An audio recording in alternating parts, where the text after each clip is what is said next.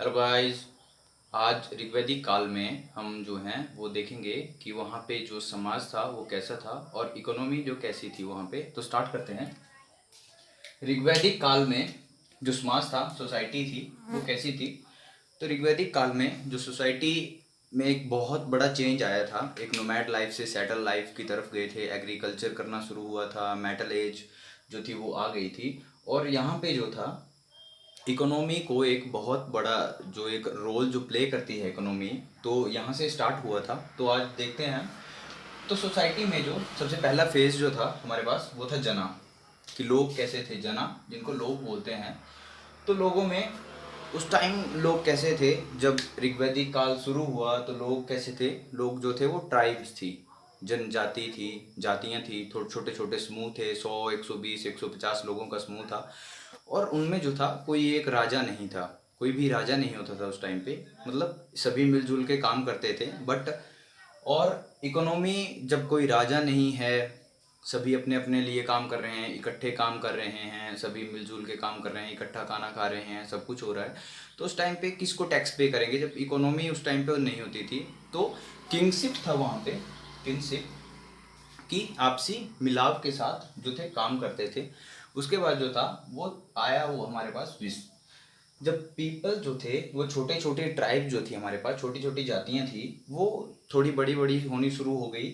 और इन्होंने जो है वो एक सेटल लाइफ जो जीना शुरू किया। तो सेटल लाइफ जैसे जीना शुरू किया तो उस टाइम पे आपने देखा होगा कि जो कऊ जो थी, कऊ जो गाय जो थी, गाय को सबसे श्रेष्ठ पशु माना जाता था। तो गाय की पूजा करते थे ऋग्वैदिक टाइम में। तो मतलब लोगों के समूह बनने शुरू हो गए। और जैसे लोगों के समूह बनने शुरू हो गए तो ग्राम गांव बन गए। ओके। तो जैसे गांव बने, कऊ, आपने देखा कि कऊ का यूज़, बैल का यूज़ किया जाता एग्रीकल्चर के लिए। तो उस टाइम पे लोगों के आपसी झगड़े शुरू हो गए। ओके, गाय के पीछे झगड़े शुरू हो गए, तो जिनको संग्राम का नाम दिया गया। ओके। तो संग्राम किसको बोला गया, जो लोगों के झगड़े होते थे। और झगड़े किस लिए होते थे, झगड़े गाय के लिए होते थे। ओके। तो ये उस टाइम पे चला आ रहा था, गाय के लिए झगड़ा हो रहा था। मतलब झगड़ा ऐसा था कि एक एक जो एक जनजाति है, वो एक जो ट्राइब है, वो दूसरी ट्राइब के साथ फाइट कर रही है गाय के लिए। ओके, बैल के लिए, गाय के लिए। बट उस टाइम पे यही हुआ करता था, गाय हुआ करती थी। एग्रीकल्चर जो थी वो दूसरे, मतलब एग्रीकल्चर जो थी वो प्राइमरीली यूज़ नहीं करते थे। एग्रीकल्चर एग्रीकल्चर जो था सेकेंडरी था। और उसके बाद जो फेस आया हमारे पास गृह। जैसे हमने यहाँ पे देखा कि लोग सेटल होना शुरू हो गए, लोग एक जगह पे बसना शुरू हो गए, लोगों ने पशु पालना शुरू किए और एग्रीकल्चर करना शुरू किया बैलों के साथ। तो जैसे वहाँ पे घर बनना शुरू हो गए। अब घर बनेंगे तो फैमिली बनेगी। तो फैमिली वहाँ पे कैसी होती थी, बिग फैमिली हुआ करती थी। ओके, बड़ी फैमिली हुआ करती थी, एक ज्वाइंट फैमिली हुआ करती थी। और जो फैमिली का जो मुखिया होता था, ओके, वो मैन होते थे। ओके, पुरुष प्रधान समाज यहाँ से शुरू हुआ। इससे पीछे हम देखेंगे, इससे पीछे हमने देखा कि इससे पीछे जो औरतें थी, जैसे यहाँ पे ट्राइब्स थी, सेटल लाइफ की तरफ आ रहे थे हम। तो यहाँ पे औरतें जो थी, अभी जंगल में रहते हैं तो औरतें पूरा साथ दे रही थी। ओके, किसी भी कोई भी काम हो औरतें साथ दे रही थी। तो औरत और पुरुष एक समान थे। बट ऋग्वैदिक टाइम में भी औरत और पुरुष के बीच में थोड़ा सा गैप आना शुरू हो गया। जैसे यहाँ पे एग्रीकल्चर करना शुरू हुआ तो औरतें जो थी वो घर के काम करना शुरू कर दिए। और जो लोग थे उन्होंने खेती करना या घर बाहर से कुछ कमा के लाना। तो बाहर से कुछ कमाते तो नहीं थे, बट वहाँ उस टाइम एग्रीकल्चर या गाय पशु को देखते थे। तो जो थे वो मैन जो थे वो ये सारे काम करने शुरू कर दिए। तो उस टाइम पे जो समाज था वो कैसा हो गया, पुरुष प्रधान समाज। और जो लेडीज़ के प्रति, औरतों के प्रति जो कुरीतियाँ जो समाज में आई हैं आज की डेट में, वो लेटर वैदिक टाइम में हम देखेंगे कि औरतों को बहुत सारा यहाँ पे जो था, जो सोसाइटी होती थी वहाँ पे, जैसे कोई सभा होती थी तो वहाँ पे औरतों को बैठने का हक था। ओके, औरतें बात कर सकती हैं। बट लेटर वैदिक टाइम में हम पढ़ेंगे कि औरतें उसमें नहीं जा सकती थी, सिर्फ आदमी ही जाते थे। और आज की डेट तक तो चला आ रहा है वो उस टाइम से ही है। तो ऋग्वैदिक टाइम में हम बोल सकते हैं कि औरतों के लिए थोड़ा डाउनफॉल आ गया था। बट लेटर वैदिक काल में बहुत ज़्यादा डाउनफॉल आ गया था। और ऋग्वैदिक काल खत्म होने तक चार वर्ण बन गए। जैसे घर बन गए, तो यहाँ पे वर्ण किसको बोला है, जातियों को। ओके, चार जातियाँ हमारे पास बन गई थी। एक क्षत्रिय, ब्राह्मण, वैश्य और शूद्र, इनके बारे में हम पढ़ेंगे लेटर वैदिक काल में।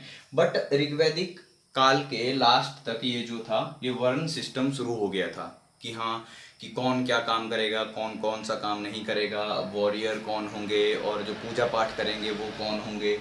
तो ये सब चीज़ें शुरू हो गई थी। तो ये था सोसाइटी का ओवरव्यू जो ऋग्वैदिक काल में था।